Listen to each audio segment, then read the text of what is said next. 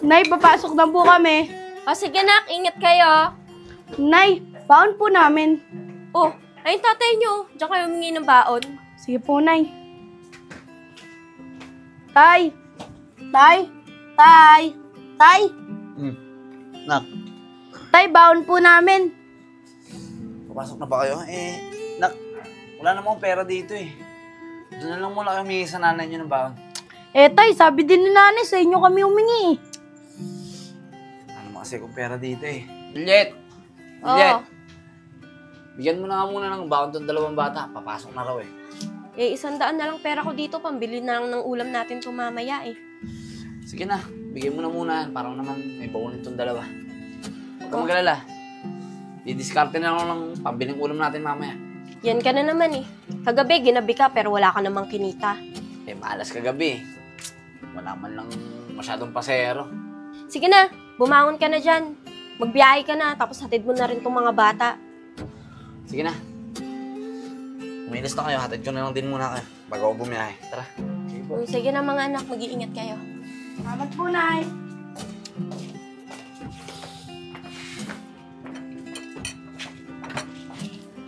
Mga anak, nanig kayo sa akin ha.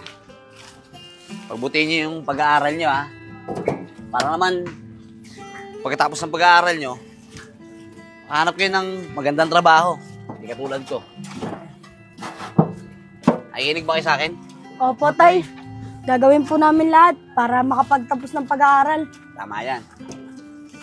Tsaka pinapangako ko sa inyo, nagagawin namin lahat ng nanay nyo. Makatapos na kayo ng pag-aaral. Maraming salamat po, Tay. Tara na. Hatid ko na kayo. Makamalate pa kayo sa pagpasok sa eskwela.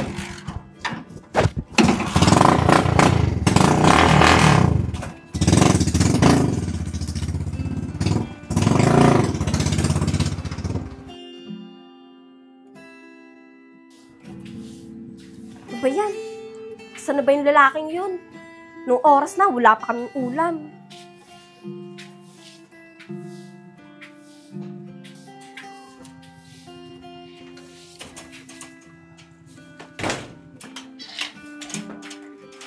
Oh, buti naman dumating ka na. Anong oras na? Wala pa rin tayong ulam. Ano, may kinita ka ba? Oh, ito. 200. Pwede na siguro yan. Sa ngayon, pwede to. Para may pang-ulam na tayo hanggang mamayang gabi. Pero magbiyahe ka pa rin. Para may pangbaon yung mga bata bukas. Oh, sige. Mabiyahe ulit ako mamaya. Pumili ka na muna ng ulam. Diyan ka muna ah. Pupunta muna ako sa kumpare ko. Itatanong ko baka may pwede akong pasukan eh. Hindi nakita sa pasada. Sige, bibili na rin muna ako ng ulam. Sige na. Pagka nakabili ka ng ulam, huwag mo na ako antayin, kumain ka na.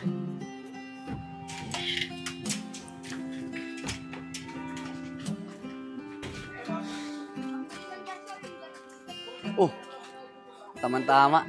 Andito si Paring Isko. Hindi na ako pupunta sa bahay nila. Paring Isko! Uy, pare. Napatambay ka ata. Wala ka bang biyahe? Meron pare. Kaya lang, nanginan ng pasada ngayon eh. Pare, baka naman may alam ka na pwede kong pasukan. Kailangan ko kasi ng pera ngayon eh. Para may extra income kumbaga. Ay pre, wala eh. Nakatapos ko lang dun sa pinasukan ko na trabaho. Pero huwag kang magalala. Pag meron, sasabihan kita agad. Salamat Isko ah. Ang hirap kasi ngayon eh.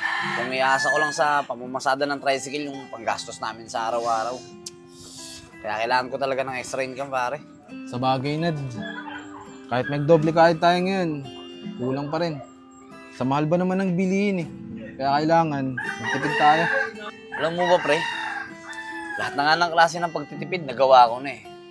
Kaso pre, kulang pa rin talaga yung kinikita ko para sa pambudget namin ng pamilya ko. Ramdam kita, Nad. Nararanasan ko din yan. Pero laban lang. Ang importante, lumalaban tayo ng patas. Kaya nga pre. Nay! Nay, dito na po kami. Oh, mga anak, nandyan na pala kayo. Kumain na kayo, nakapagluto na ako ng ulam. Sige po, Nay. Ano po? Nay, may babayaran po pala kami. Graduation fee. Kaya nga po, Nay. Pag di daw po kami nakabayad, baka hindi po kami makagraduate.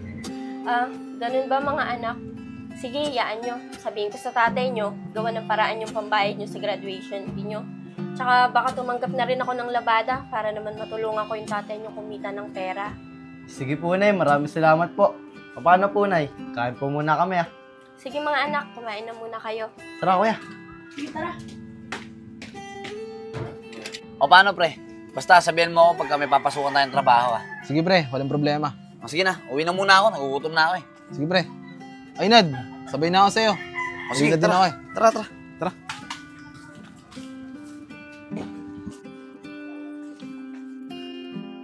Juliet? Juliet? Oh.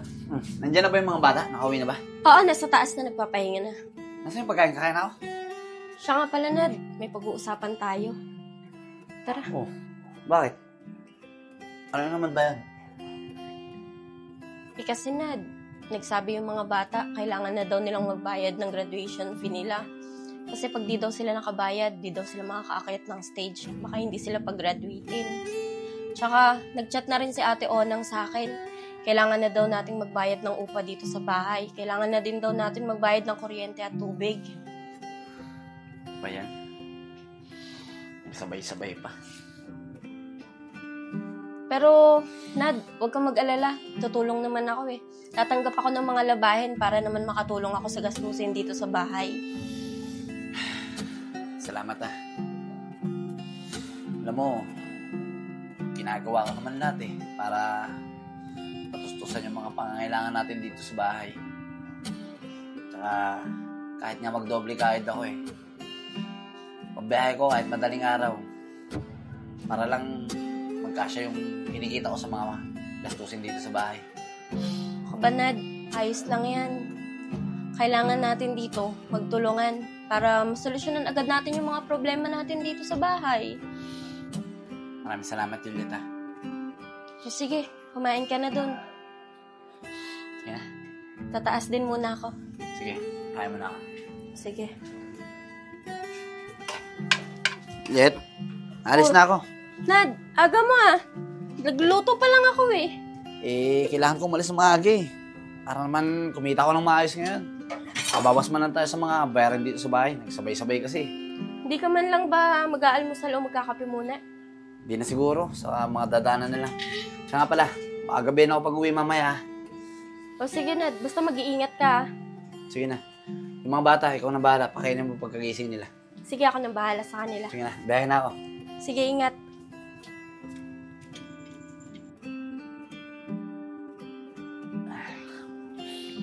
Ba yan?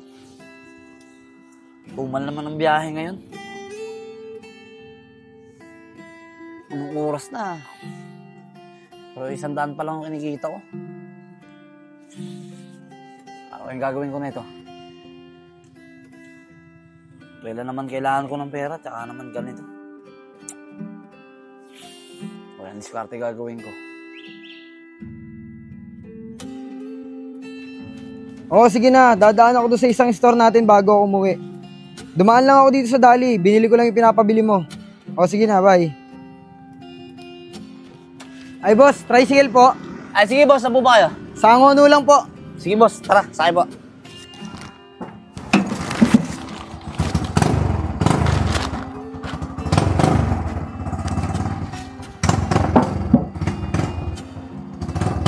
Boss, tara na po. Ah, sige po.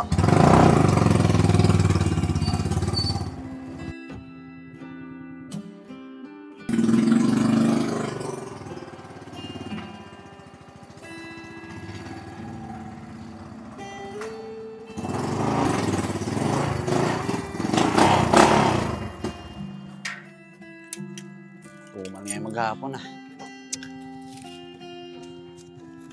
1, 2, 3, 4. 480. Ano ba yan? Wala pang 500 to kinita ko. Bahala na. Bawi na lang ulit sa biyahe bukas.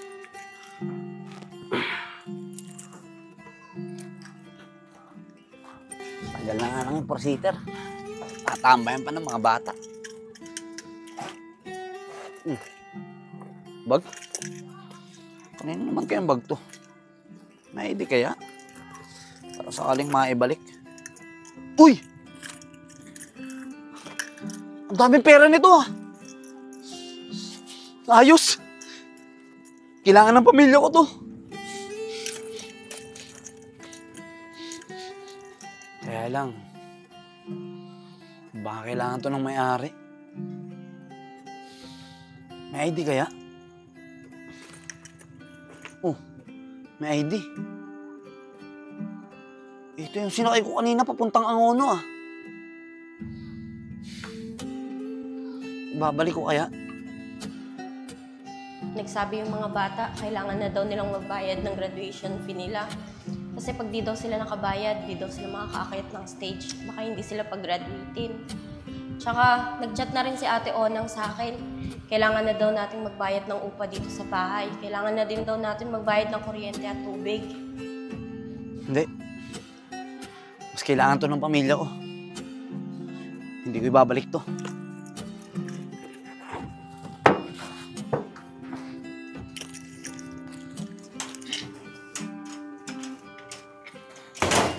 Oh, andyan ka na pala. Ano, kumita ka ba? Ito lang kinita ko eh. Kulang-kulang 500 lang. Wala. May na talaga pasada eh. Ikaw mag-alala.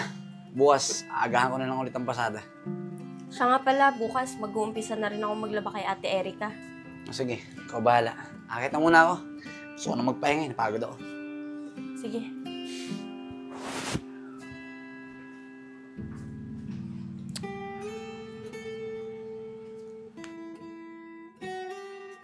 Enchong, Beans! Bumaba nga kayo dito!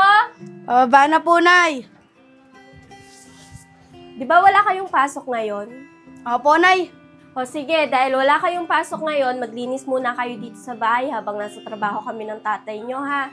Sige po, Nay. Kami na po bahalan ni Kuya Enchong dito sa bahay. At saka pasabi na lang din sa tatay nyo na umalis na ako at maglalaba na ako. May pagkain na rin dyan, kumain na lang kayo pag nagutom kayo, ha? Sige po, Nay. Ingat po kayo. Maraming salamat po. Sige, dito na ako, ha? Ingat kayo dito sa bahay. Tara, Kuya Enchong. Linis na tayo. O, sige.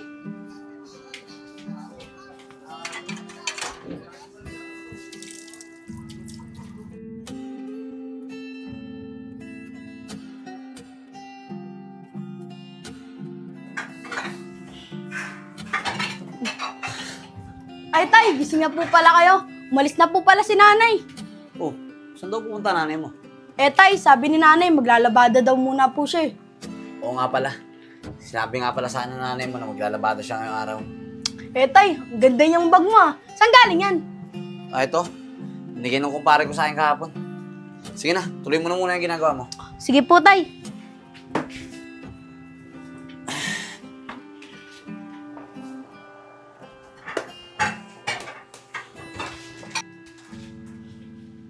Enchong, Bakit? mamaya na lang kaya natin tuloy ito. Labas muna tayo. Sige, papaalam lang ako kay tatay. Sige. Tay, papaalam lang po sana ako eh. Alis lang po sana kami, lalabas lang po. O sige, bahala kayo. Basta, tuloy nyo yun mamaya ah. Para mamaya, pagdating ng nanay nyo, malinis itong bahay. Opo, tay, kami po bahala. Salamat po. Sige, sige, ingat kayo. Tara na, Kuya Enchong. Salamat po, Tay.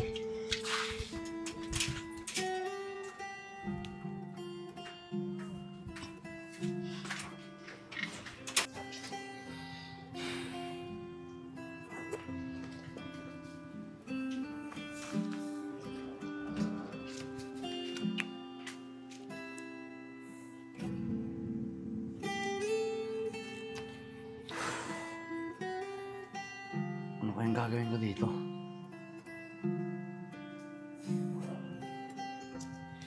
Kung gagastusin ko naman to,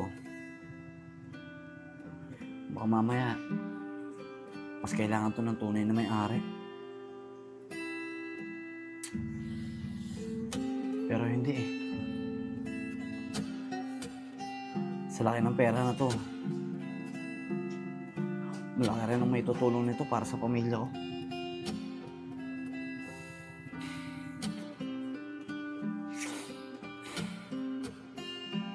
Naguguluhan ako.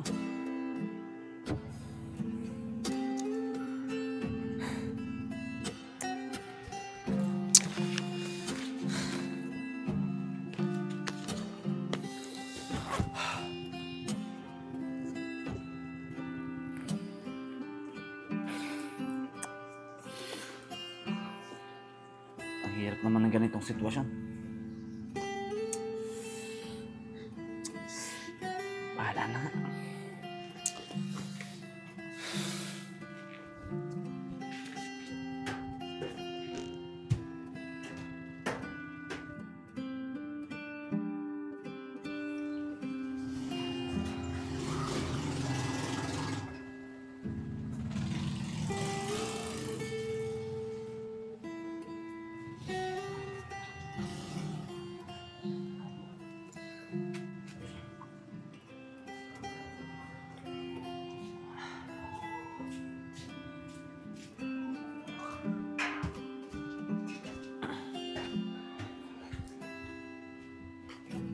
Hoy Nad, bakit hindi ka bumiyahe kahapon? Alam mo namang naghahapit tayo ng pera, di ba? Alam mo namang magbabayad tayo dito sa bahay at saka yung tuition fee ng mga bata at saka ka naman hindi bumiyahe. Eh wala eh. Sira yung tricycle kahapon. Kaya hindi ako nakabiyahe. Oh, sira pala eh. Bakit hindi mo ipagawa? Kaya nga ako nagtrabaho para matulungan ka. Tapos ano, iaasa mo sa akin lahat? Oo na, sige na. Papagawa ko mamaya. Kapag ka nagawa, babiyahe ko. Siguraduhin mo magbabiyahe ka mamaya ah. At kailangan ng mga bata ng pambaon bukas. Sige na, papasok na ako. Dami pa akong lalaban. Ingat ka.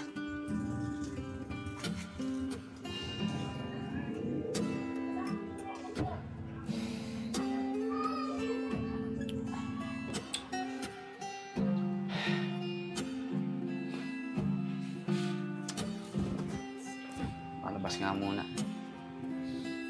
Baka sakaling makapag-isip ako ng maayos.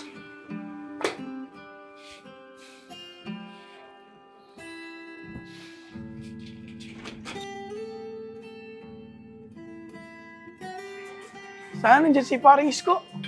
Uy, sakto. Paring Isko! Uy, parang Nico. Napasyal ka ata dito. Bakit? Paring Isko, tatanong ko sana kung may ginagawa ka. Papasok sana kita sa trabaho ko eh. Ano bang trabaho yan? Construction worker, gusto mo ba? Sige paring Nico. Tamang-tama, wala naman akong ginagawa eh. Yun. Kaya lang Isko, walang tayo ng isa eh. Ay, si paring Enad. Naghahanap ng trabaho yun. Tara, punta natin. O sige, tara! Tara. Tao po. Enad. Tao po. Uy, Isko kay Nico. Kayo pala yan. Bakit po? Vince, yung tatay mo. Ah, wala po dito eh. Pagkagising po namin, wala na dito. Baka po bumiyahe. Aga naman, Vince. Pakisabi na lang sa tatay mo pag umuwi. Hinahanap namin dalawa ni Nico. Ipapasok kasi namin siya sa trabaho. Ah, sige po kay Nico. Wala pong problema. Sige, Vince. Dito na kami. Sige po. Salamat.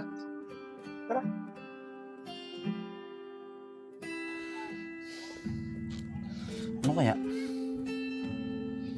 Ibalik ko kaya to?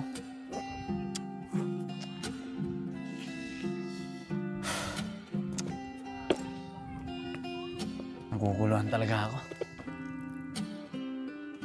Pero hindi. Hindi ko naman kasalanan na napunta sa akin tong perang to eh. Kasalanan to ng may-ari. Kasi di naman mapupunta talaga sa akin to kundi dahil sa kapabayaan niya eh. Tsaka isa pa, siguro talagang tinadhana na lang na mapunta sa akin tong pera na to.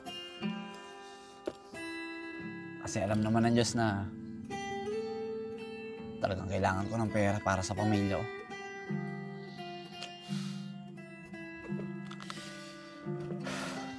Kung gastusin ko man to, hindi niya naman malalaman eh. Tsaka isa pa, hindi niya naman alam na nasa akin tong pera niya eh. Bakit ba ako namang problema? Eh pera na to oh. Gagastusin ko na lang. Tsaka, hindi ko naman ninakaw to eh. Hindi ko na kasalanan na nawalan siya ng pera.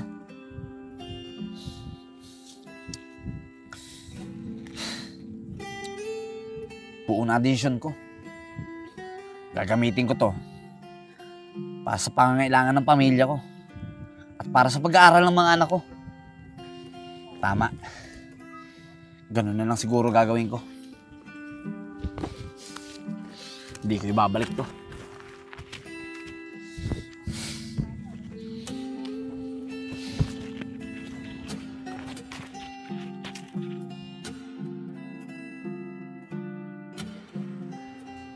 Uy, Nad, may problema ka ba?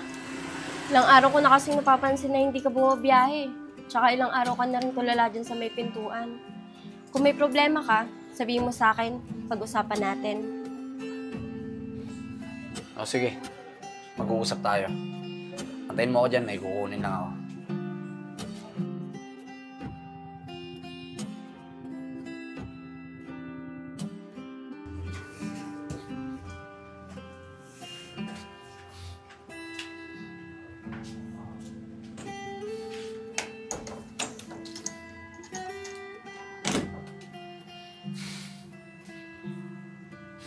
Oh, Oh, anong gagawin ko dito?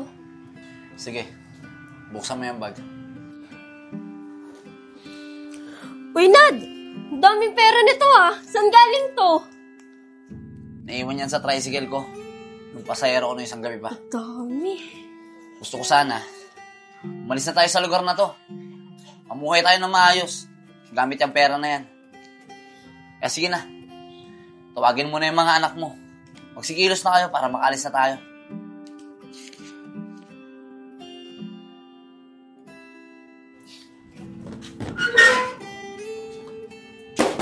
Tao po! Enad! Enad! Tao po! Isko, wala naman sumasagot eh. Baka walang tao dyan. Baka umalis sila. Tara, balik na tayo bukas. Tara. Tara, Isko. Baka dito na si Enad. Nad! Nad! Enad! Enad! Apo! Isko, mukhang wala pa rin sila Enad eh. Try natin ulit balikan bukas. Tara. Sarado mo, Nico. Nico, sana nandun na si Enad. Oo nga eh. Para masabihan agad natin siya at makapasok na siya sa trabaho. Kaya nga eh. Tara. Nad! Ay! Nico! For rent na yung bahay nila. Mukhang hindi na dito sila nakatira. Kaya nga eh. Di man lang nagpaalam sa atin. Tara na, Isko. Tara.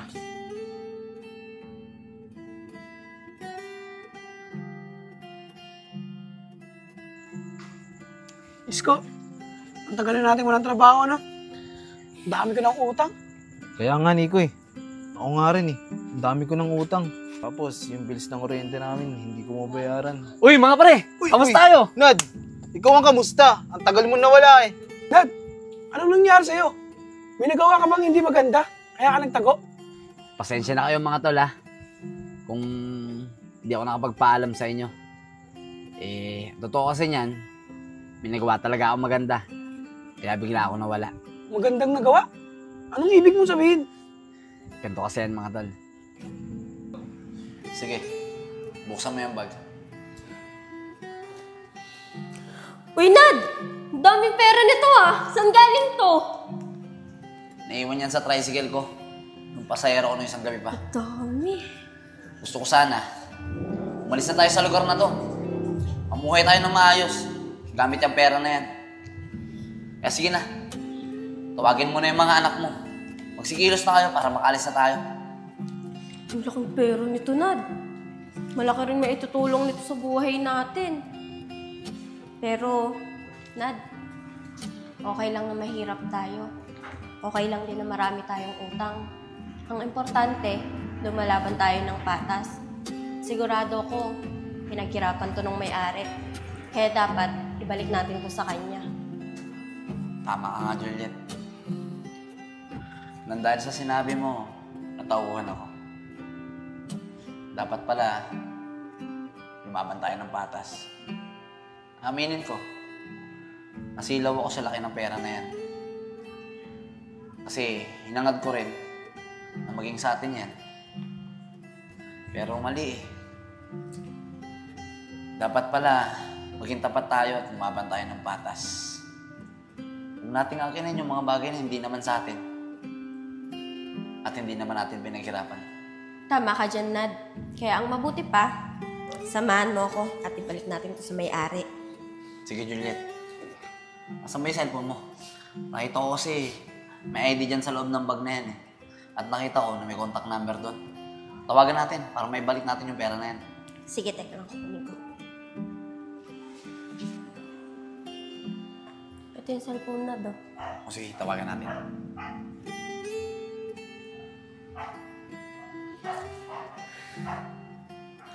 Hello, boss?